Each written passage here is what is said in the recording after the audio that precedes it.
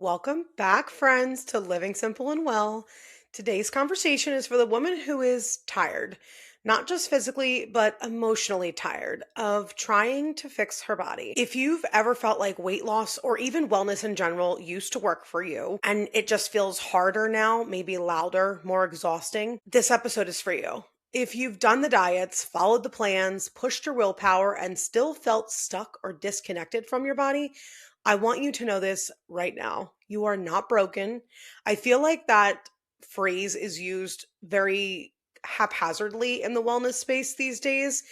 Like, you're not broken, but here's a quick fix or here's my solution. And I don't say that from that aspect. I'm saying it like I want you to truly believe that you are not broken, you are not alone, and you are not the only one struggling right now. So many women are living in constant go mode, managing families, businesses, stress, expectations, and then we wonder why our bodies aren't responding the way they used to. What we don't talk about enough is how deeply our metabolism, our hormones, and our nervous system are connected, and how healing can't happen in a state of burnout. Today feels like such a pivotal moment in the podcast space here for me personally because I have my first guest. Today, we are going to be joined by Kelli Hanson, a functional and integrative dietitian who takes a whole person approach to healing, one that blends functional labs, fitness, nervous system regulation, and lifestyle support. We're talking about what it actually means to build metabolic resistance, how to approach weight loss and wellness without punishment, and how tools like GLP-1s can be used thoughtfully and personally without losing trust in your body. As you know, I started one about 7 months ago and I've lost 55 pounds and 130 pounds total in my entire weight loss journey. But this isn't a conversation about pushing harder. It's about listening differently. It's about creating safety in your body and healing in a way that feels sustainable, grounded, and human. So I want you to start, as always, by taking a breath, settling in, and letting this be a reminder that your body isn't working against you. It's been protecting you all along. All right, so let's get into it. Welcome, Kelli. I am thrilled to be chatting with you today. You are actually the very first guest to be on this podcast, so virtual cheers to that, babe. Wow, I love it. We got It cheers to feels decaf. Yes, it feels truly fitting because we met when I was really in a place of overwhelm and confusion with like my own wellness journey a few years ago at this point. So I would love for you to kind of kick it off with like a bit about yourself and what you do to give some context to the ladies out there listening. Yeah, so I'm Kelly. I am a registered dietitian, a personal trainer. I practice from a very functional, holistic lens. I have my own virtual practice. I work with a couple different clinics, mainly working with women, but I do work with some men as well. Okay. And I found Kelly through Instagram when I was really in the thick of probably a lot of like overconsumption of so many different things that women were applying to their everyday life. And so I'm excited to dig into this conversation today because I think we're going to touch on so many things that are so important for the woman that is scrolling constantly trying to get help, whether it's hormones, whether it's weight loss, whether it's functional labs or digging deeper and just not knowing where to start. And I think so many of us come into weight loss or even wellness in general thinking that weight loss is just about like eating less and moving more. But the reality is our bodies are adaptable. And Mhm. Kelly, can you help us kind of understand why so many women feel stuck, even when they feel like they might be researching and applying and doing all the right things? Yeah, like you said, weight loss is not just calories in, calories out. There is definitely that component and that argument will be made and it's valid for sure. But um as women, our brains are very sensitive to stressors in our environment, and food is actually one of those stressors. And so, Mm, when we're in a state of dieting or just unintentionally under eating, which I didn't go into my, how I got into this yet, but as an athlete, when you're burning through so many nutrients and minerals, you can also really easily undereat. And so, there is this point where hormones and detox become a piece of the picture, right? Like there is for sure this state where our body, we can keep decreasing calories and decreasing and we don't see weight loss anymore. And so mm, unfortunately that happens either intentionally or unintentionally with many women who are on this dieting cycle. So yeah, we really need to look at it holistically. I'm probably going to say that a billion times today. It has to be a holistic approach. Because I think calorie deficits are so popular to talk about, right? Because it should be as simple as eating less and moving more. But at the core, I mean, we know specifically, you and I have talked about this both on the podcast episode I was on your podcast, Unfiltered Nourishment, and in our time working together. But I have plateaued multiple times on my journey. And so, when Yeah. weight loss just stops working like it used to, in my case, like I was doing the same, healthy habits where I was eating clean and tracking my macros and high protein, hitting my fiber goals, drinking my water, getting 10K steps in a day, right? I have dealt with these plateaus. I mean, as recently as just this past year, can you kind of shed some light on why you think that might happen and how to kind of get yourself more informed on, next steps if it is happening to someone? Yeah, I mean, I think when it comes to the weight loss plateaus, right, we also want to think about long-term management of whatever is going on. And that really brings you to the root cause approaches that Mm. functional medicine does a better job at looking at understanding, okay, you know, maybe came to us wanting to lose weight, right? But we also have identified these nutrient imbalances. We've identified these gut issues. We've identified PCOS, which PCOS isn't a root cause, right? There's many things that underlie the PCOS. And Mhm. so when you have this full picture, or at least a more full picture, because there are many routes you can kind of take with the root causes, then I think we could look deeper and say, oh, you're plateauing during this time of a lot of stress. Or, oh, you're plateauing after you've been in this deficit for way too long, or for, I've heard about 12 weeks. And that's typically what I tell my clients is long enough to be in a fat loss phase or a deficit phase or and with GLP-1s, we're going to talk about, it sometimes does end up being longer, and some people continue to see the weight loss.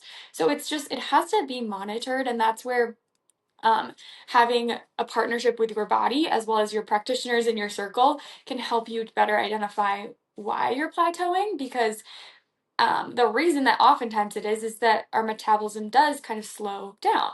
Yeah. Maybe we lost muscle, maybe we're having hormones that are just putting a halt to things, maybe we still are dealing with insulin resistance, and it's just Mm. really hard to even get the weight loss going because our body's constantly burning carbs for fuel, and it's not dipping into our fat stores. So I would say that the more data, the better, so that we can analyze it and we can look at you as a whole human and see everything, which is kind of our next topic, the whole person. Yeah, I mean, and it's reassuring to hear that our bodies are kind of almost protecting us rather than failing us. They're letting us know Mhm. that there is something else going on that's, contributing to this. And, we'll dig into Yeah. functional labs, which I know is something that you offer at your practice. So I talked about this phrase in the beginning of this episode, even when I did the intro here, that I feel like "you're not broken" is used so frequently in the health and wellness space. But sometimes I think it's sensationalized where we're talking about a quick fix or a solution from a wellness perspective in order to unbreak you. But I don't I don't love the idea or the methodology behind being broken to begin with. I feel like Mhm. there's a way to support our metabolism to work with us, not against us, and not from a landscape of it being broken, but in a way for you to be able to use tools like GLP-1s, which we'll talk about, that will support us. Can you shed some light on that? I totally agree. Like, I think that I always feel that my clients, my community, right, where we come into this world not knowing all of these things. We're put into an environment that we have very little control over. With genetics, we have very little control over, and no, genetics are not everything. They're a small piece of it. Um, and so it's up to us to, yes, understand more of how we can work with our metabolism and what works for our Hmm. body, but it's never our fault that we're in a current health state with a certain symptom.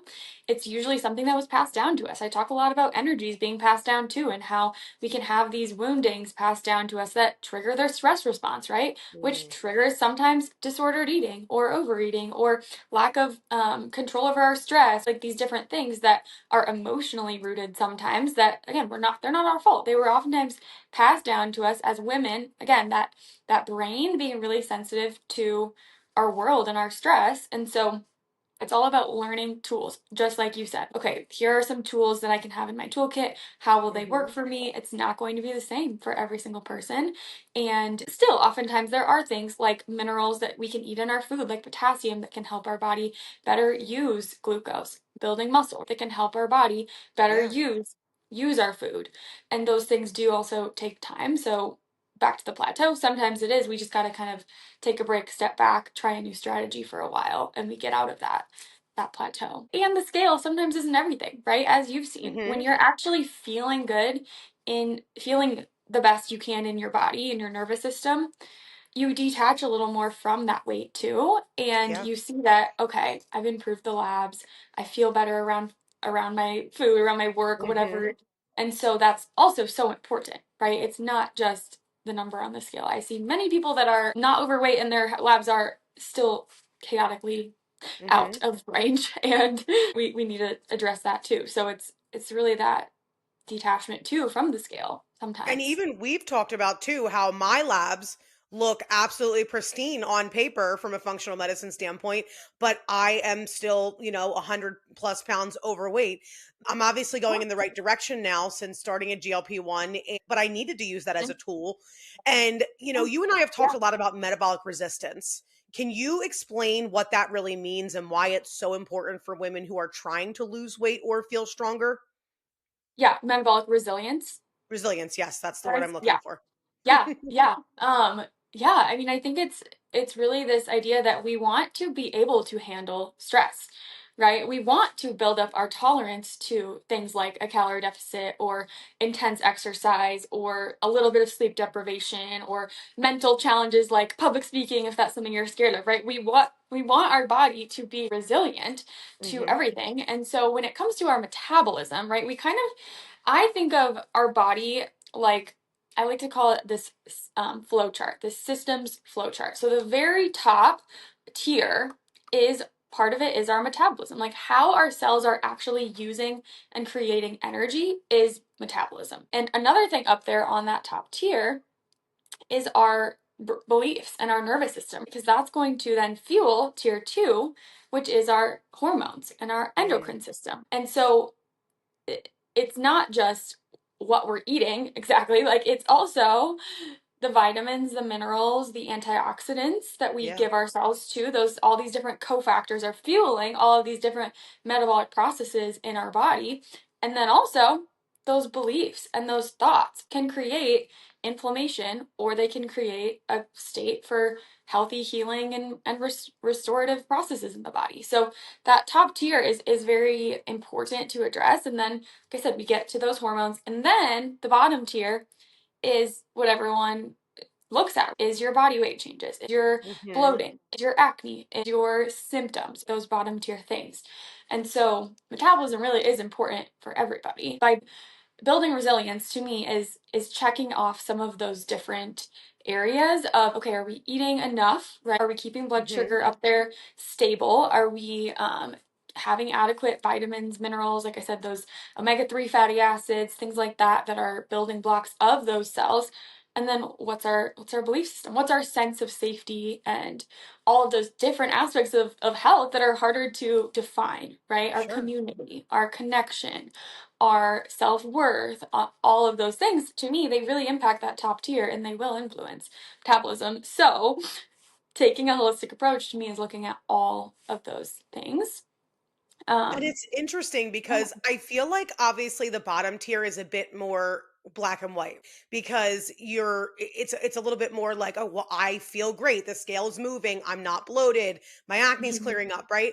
But I imagine that the rest of it, if you're not in the wellness space, can be a bit abstract. So how do you know what your body actually needs? Is this where you would say functional labs come in? I explain my functional labs as a way to get the baseline, whereas then the coaching, whether that's with a holistic minded dietitian or a therapist or right, those people that can kind of help you identify more of those blocks for spiritual, emotional, body, mental health, right? That's Yeah. going to help you kind of create that plan. But yeah, the labs, right? Like if we see your cortisol is super high and your minerals are super depleted, to me, that is connected to you might be burnt out, right? You Mm. may have unhealed trauma. you may be overworking, right? So that's where the interview and getting to know my clients is so important too. I Sure. personally think that if we're just doing labs and getting a protocol and on our way, we're missing so much.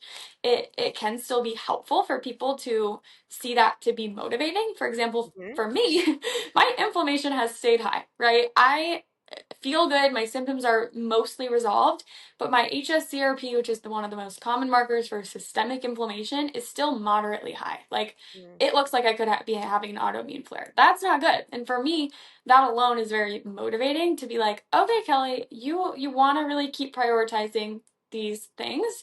Sure. There's more. Your body still is adapting, and also keep looking deeper. Right? You don't necessarily need all of the information at once, in my opinion. Right? It's important to get the right information so you can make a plan, Mhm. and then you have to do the plan, right, for enough Sure. time for it to work. Is that where the labs come in? Yes, definitely. They can help us to see, okay, but this is where your body's off. Yeah. But identifying what the stress is takes awareness and, to me, like some kind of guidance and some Yeah. reflection and whatever that's going to be. So, So relevant to timing, when would you say, in your professional opinion, someone would consider getting functional lab testing? Because obviously it can guide sustainable changes, but we always also want to remove the feelings of overwhelm with kind of getting so much yes, data right up front. So, talk me through that.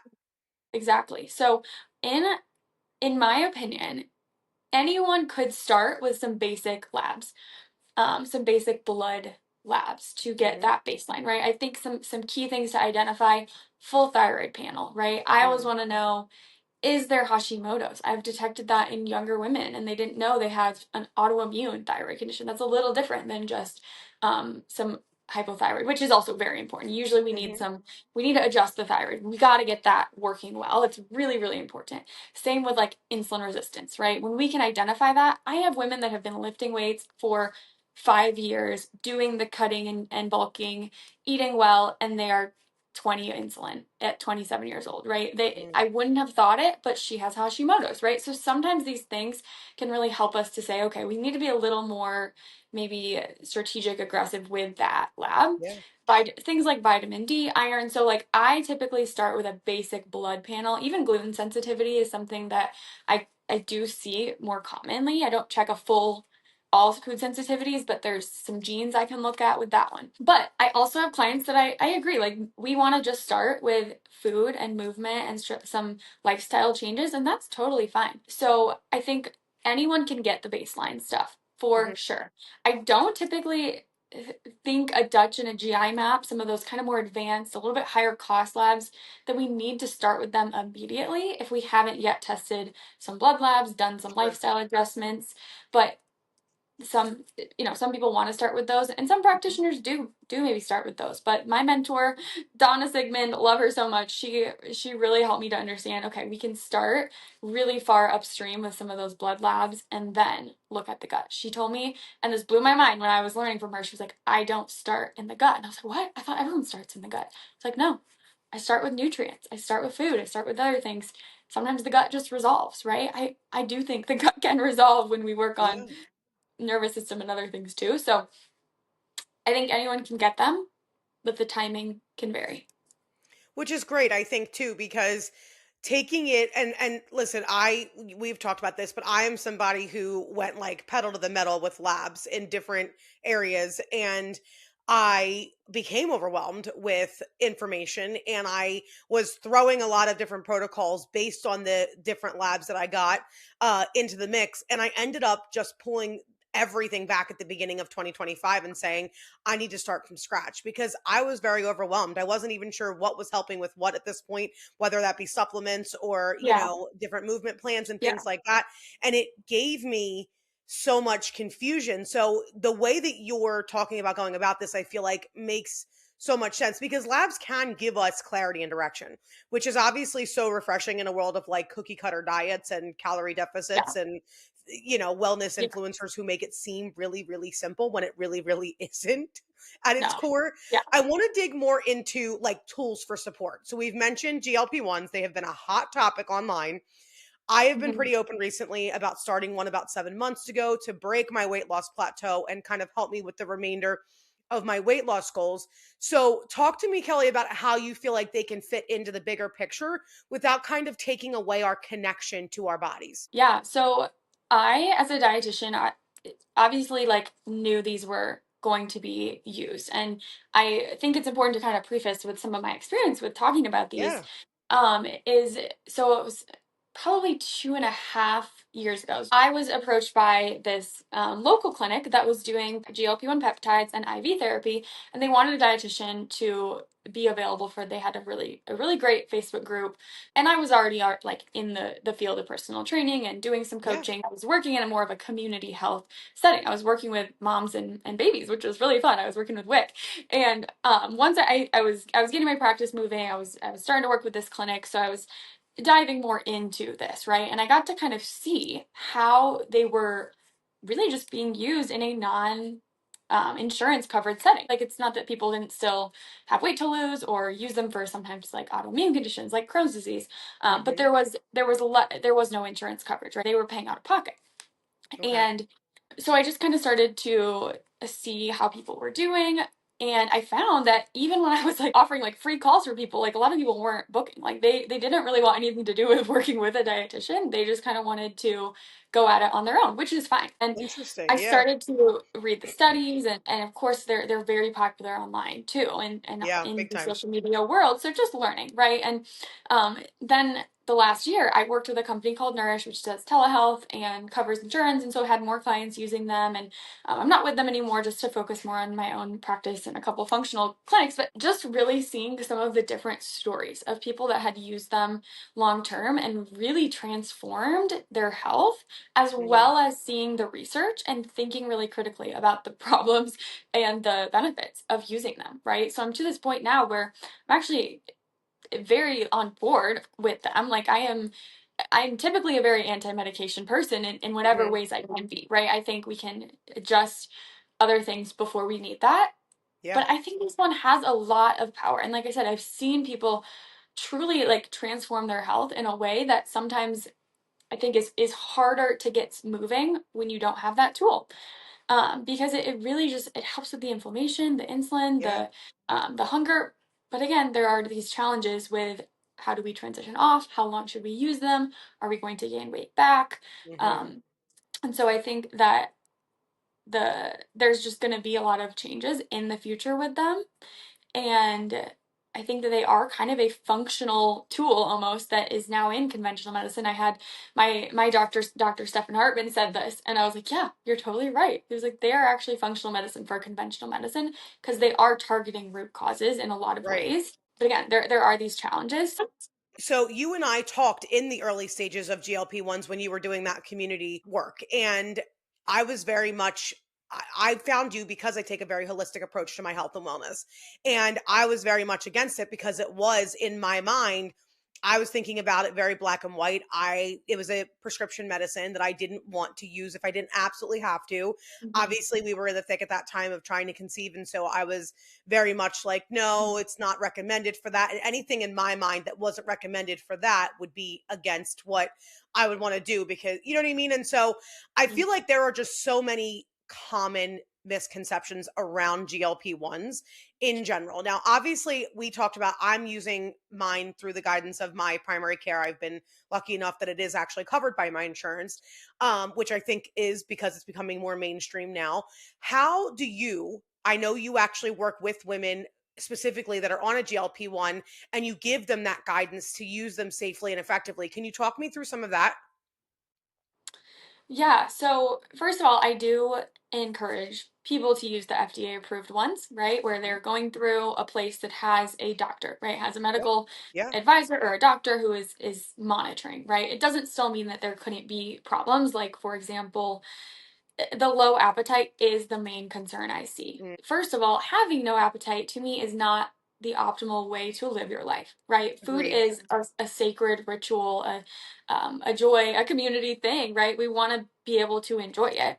And so I think that the appetite needs to be not crushed. And so um that is a really important aspect, is that we're still able to eat enough and move enough. And Mhm. unfortunately, I have seen people who have lost a good amount, a lot of weight and hundreds of pounds, and they haven't lifted weights and they haven't done that. And I'm Mm. not here to judge anybody, right? It might still be that they are having this weight loss where now they're going to start, and they maybe never would have tapped into fitness because they never felt that they could. They had these blocks to it. And so ideally, yes, we do strength train, right? And I Mhm.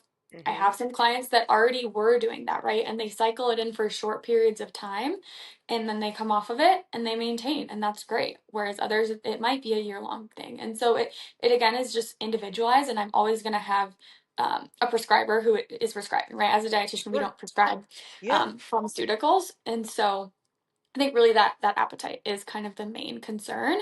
But then also I touch a lot on the mindset of, okay, like people that have really struggled to lose weight for a while and now it's actually happening and they're like, oh my God, right? What if I gain it Yeah. back? Or how I actually am starting to feel confident in my body. And like that brings up a whole lot of stuff that we want to work through. And so that's really the side I'm on, is that communicating with my clients and working through those things and helping them create an identity, right? Identity Yeah. led change is a big value of mine. It's on my website. If you go check out my value statement, right? Identity led change is we are becoming someone, right? We're Yeah. becoming a higher version of ourselves through every health journey and process and protocol. And so, um, yeah, I think that was kind of the main one: appetite, disconnection from hunger. I mean, nutrient deficiencies, these Mhm. can happen in all humans really, but um I would definitely say take at the very minimum a multivitamin if you're Yeah. gonna be using one, because you just might be eating a little less. But still, I also think you might start craving more nutritious foods. And Yeah. so, And it um, definitely took me some time in the beginning to get regulated once I started the GLP-1. I definitely was dealing with, obviously the loss of appetite, some nausea, some headaches. I mean, these are yeah. all very common things when your body is, I think, I mean, I'm not the expert here, but to where it was explained to me that my metabolism is trying to get regulated. And so we're trying to kind of figure that out. But as I, would increase my dose, or once I got onto a dose now that I'm on, like a maintenance dose that I've been on now for, I think, going on 4 months. I've been on the same dose and I'm consistently losing that 2 pounds a week, but I'm doing this in a way that I believe is sustainable. I've seen people lose weight quicker than what I'm losing. I've also seen people, approach using GLP-1s just differently as a whole. Now, I don't know the type of support that they're doing or using, but I think having a dietitian and, somebody Hmm. that takes a holistic approach that can really see that Yeah. this is changing Yeah. your metabolic health, I think is really key. And that's obviously where you come in. Obviously, it's one thing to use tools and labs, but I love specifically how you, Kelly, emphasize the nervous system, because all of this obviously won't stick if the body doesn't feel safe. So, can you share a bit about why you believe nervous system regulation is such a missing piece for most women? Yeah. Well, and what you said about it won't stick, right? If when I help people create habits, right? Hmm.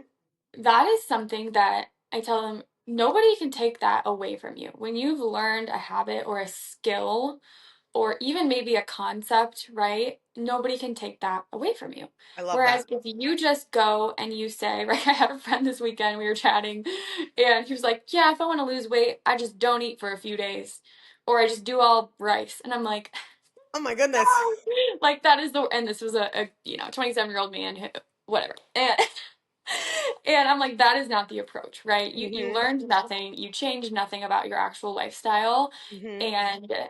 And so I think that, yeah, if we can really learn those skills, then we're going to be able to maintain it.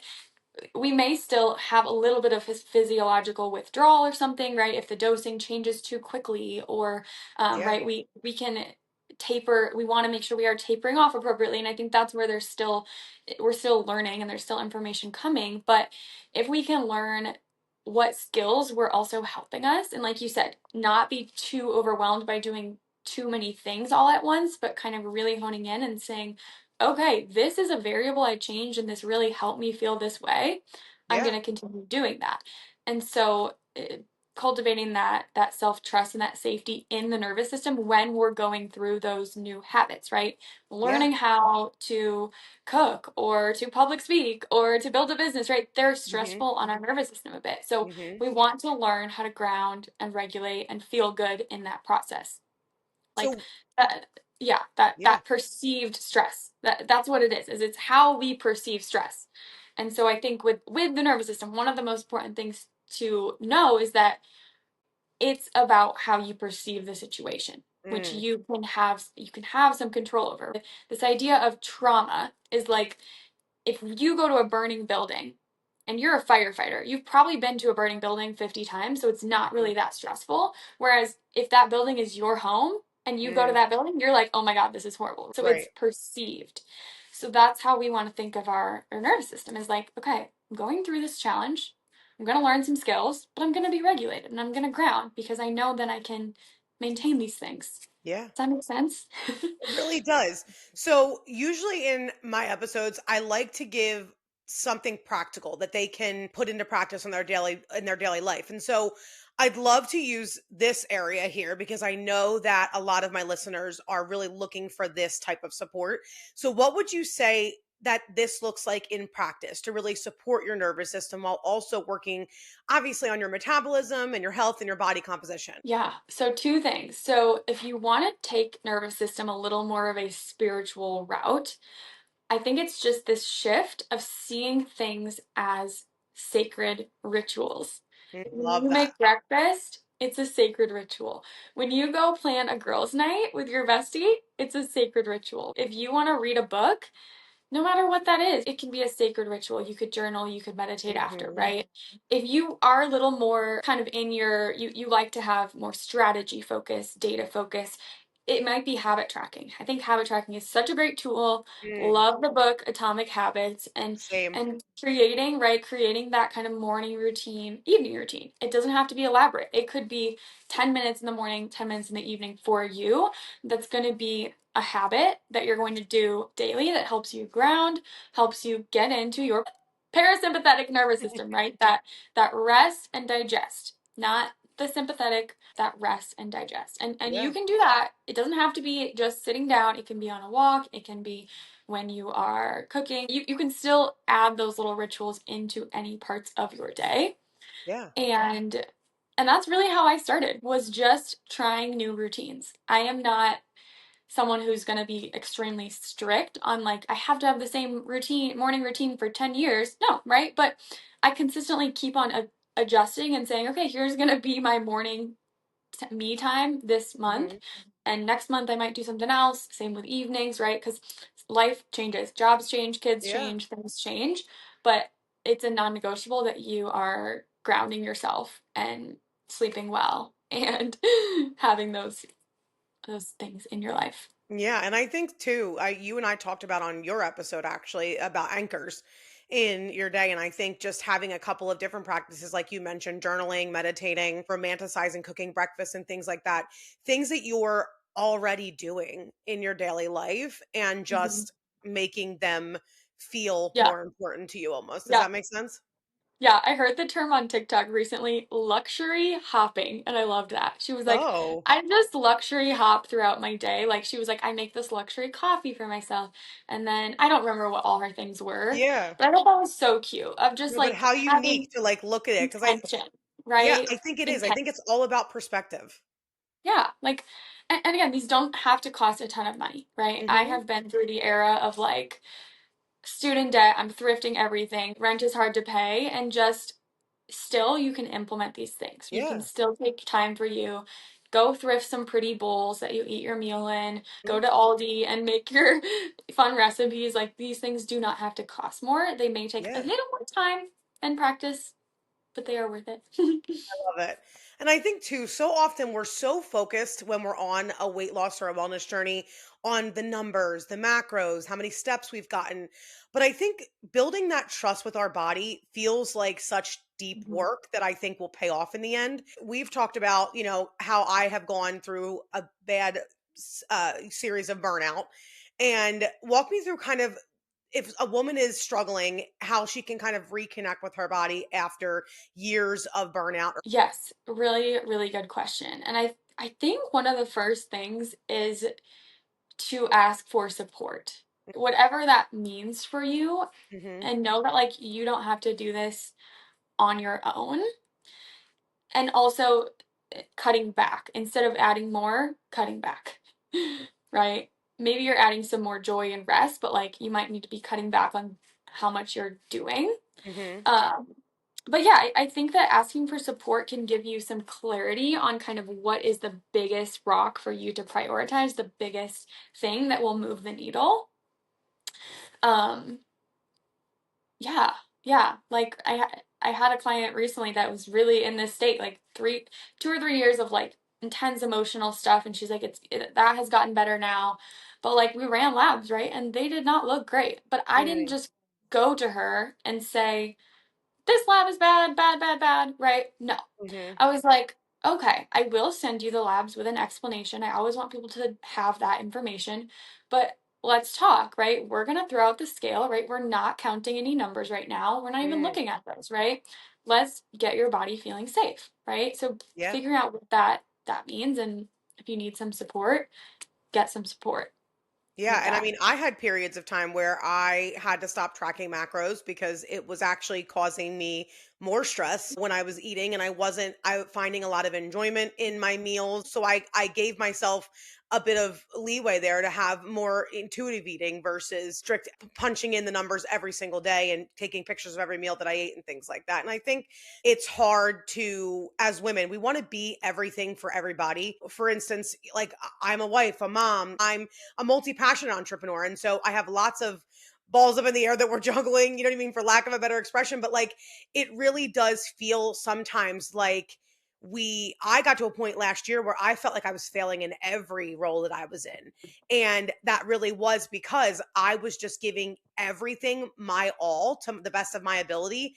But I didn't realize that as the seasons of life ebbed and flowed, I needed to lean into different areas of my life. Like obviously over the summer months, which is kind of the epitome of where the burnout really hit hard come the end of August, I realized that I was trying to run a very successful but fast-paced business while also full-time momming at home with my daughter over the summer months, right?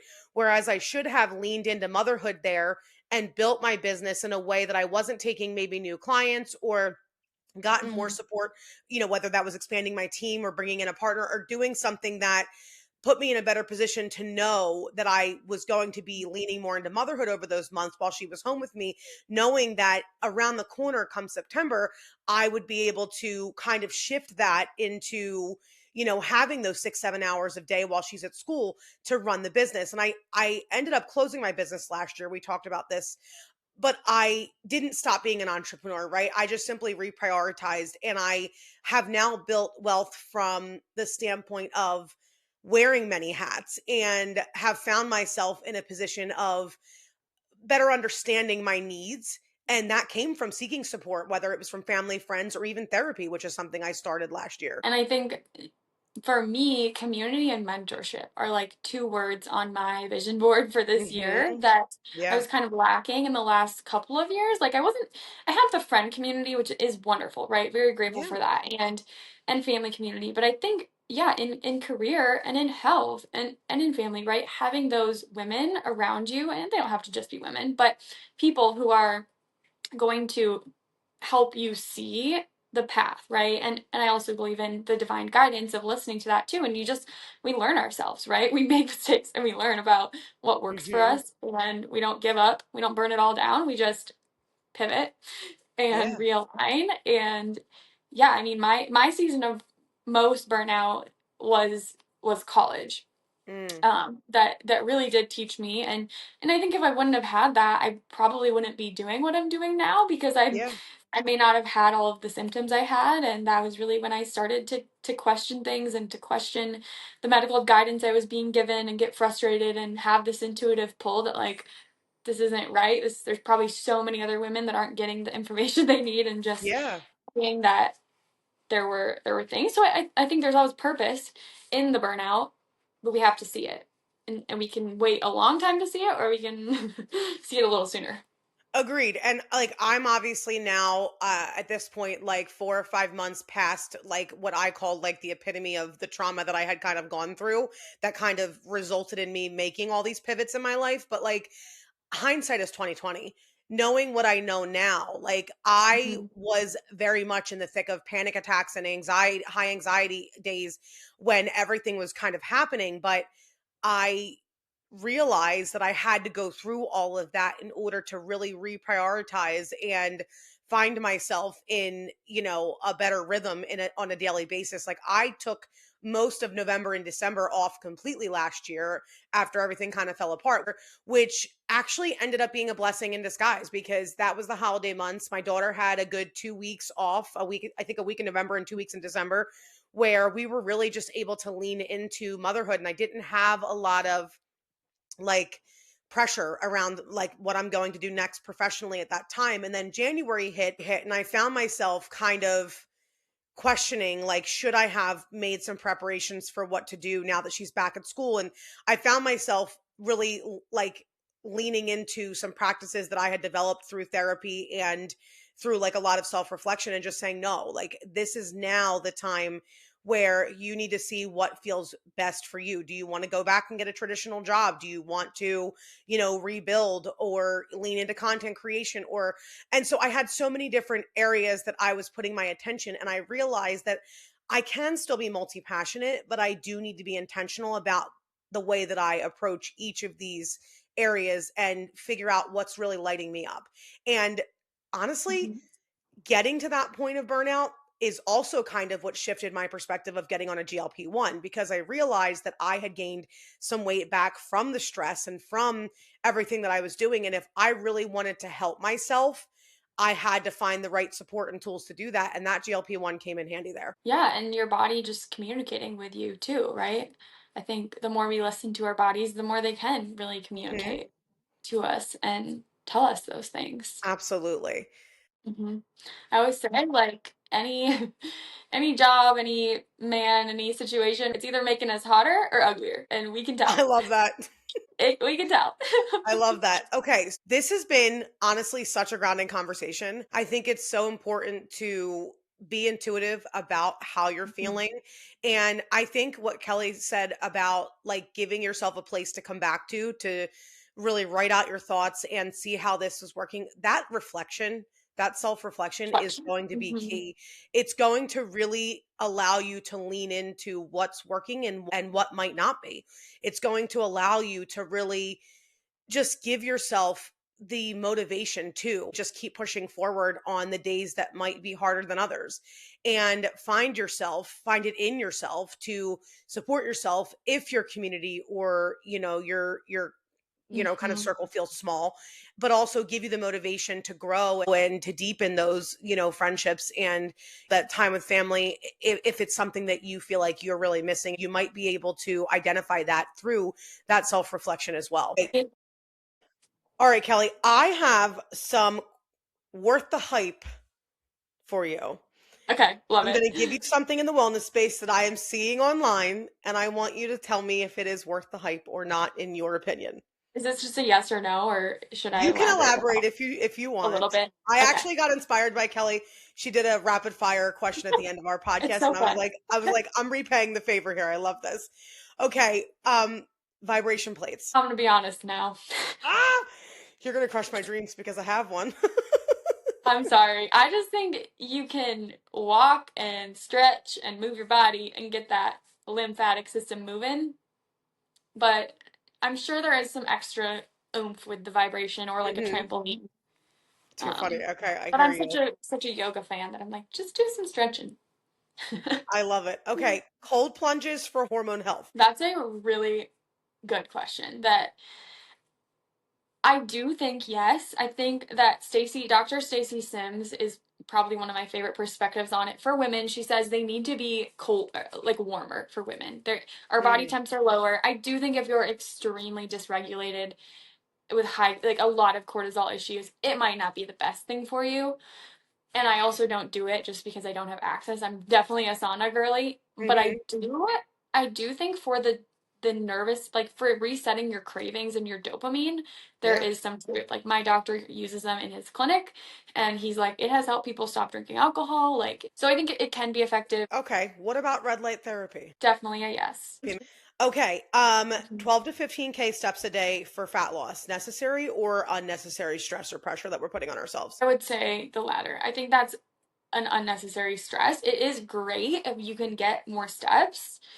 Um, but I just don't think that there has to be that number of 12 to 15K. That's a lot. I always want to look at like where the person's currently at, Yeah. and I would still rather you get strength training in Hmm. throughout your week and maybe a little bit less steps and a little more time standing if you can. Big fan of standing desks a little bit to get some Oh, more. I have one. Uh, I love that. steps are great. I just think focusing on that number could be a little bit I too I much hear maybe. that. No, I think that it's interesting because everything I'm gonna, and I have one more, but everything here that I've seen that we're talking about, I have seen so many radical perspectives on it. The like on both sides of the coin here. And so I think it's so Mhm. interesting to just hear from people in the wellness space specifically, like what they're like, is it worth the hype or is it something that's being over sensationalized Mhm. at this point? Because I mean, I think that it's entirely possible that it is being over sensationalized. All right, the last one I have here, which I have toyed around with myself, continuous glucose monitors for non-diabetics. Is that empowering data, or do you feel like that induces more anxiety? I like to use them for a Do short you? duration of time. Yep, Okay. I've helped people to see that they're having low blood sugars is Mm, actually something I've seen with some of my athletes. And if you're trending towards a higher A1C, I also think it can be helpful. I've had people identify too that like rushing out of their home, they'll have a hmm. big spike. So like this Mm, stress component too, got it. or maybe seeing which carbs are a little bit more of a spike. Some people it might not be as valuable, but definitely I'm a fan of them for Love short that. And periods of time. I think so. I used it in a very short term way as well when I started the GLP-1 actually, because I had some lower blood sugars in the beginning of starting the GLP-1. So it was a matter of getting regulated in that capacity. And I do think that for a little bit, I was very obsessed with the data. You know me, I get very neurotic about numbers. And so seeing that and having that additional intel was kind of like, it became a compulsion of mine to constantly check it when I would like take a bite of something or get a drink, right? And so for me, I definitely used it in the short term because I felt like the information was great for my provider, but it needed to then just be Mhm. like the habits that needed to just the information needed to be used by to build new habits into my life to like Yeah, to understand, but I definitely didn't yeah, want to use it long term because of that, if that makes sense. yes, I agree. Not long term. And I think the more you understand like principles of the blood sugar management too, it will just make sense and kind of reaffirm those Hmm. things. Um, but just to kind of rule out to like some of those really high and low times, I do think it can be good. So yeah. Amazing. Yeah. Okay, Kelli, tell us where we can find you before we say goodbye on today's episode. Yeah, so you can find me Instagram. I'm very active on there. My um Kelly K Hanson is my page, and then I also have the Unfiltered Nourishment page is linked on there. I also do have an email list, so you could definitely add that in there. Send out lots of good research findings and things on there. My podcast, Unfiltered Nourishment, which Allison helped me make the name for, actually, and we still have that. The links to all of Kelly's socials in the notes if you would like to easily click there. You can also find her podcast, Unfiltered Nourishment. I will link the episode that we did together, where we really talked more over kind of progress over perfection and busted a lot of GLP-1 myths there as well. And so I think you'll find that if you love this episode, I think that that one will resonate with you as well. And so, Kelli, thank you so much for being here. I am very excited that I had my first guest on the podcast, and I cannot wait to have more guests Yeah. because this felt so fun to just sit down and conversate and just Yeah. have so many unique perspectives, especially in the wellness space and especially for women in general. Yeah. So fun. Thanks for having me, Allison. Amazing, of course. Okay, friend, as we wrap up today's conversation, I want to leave you with something simple but important. Your body is not your enemy. Every symptom, every frustration, every moment of resistance, it's your body trying to tell you something. Healing, rebuilding trust, and finding balance doesn't come from doing more, pushing harder, or following the latest plan. It comes from listening. It comes from creating safety in your body, honoring your nervous system, and showing up for yourself in small, consistent ways. Whether it's using tools like functional labs, exploring GLP-1s in a thoughtful way, or just practicing gentle movement and mindful breathing, the goal isn't perfection, it's progress over pressure. One step, one habit, one moment of connection with your body at a time. So as you go through your week, I invite you to pause and check in with yourself. Ask, what does my body need today? And then give it permission to have that. Thank you so much for sharing this space with me. And thank you, Kelli, for sharing your heart and your knowledge with our listeners. Healing your metabolism, reconnecting with your body, and building resilience isn't a race, it's a journey. And every small choice towards safety, trust, and alignment truly matters. Until the next episode, friends, keep living simple and well.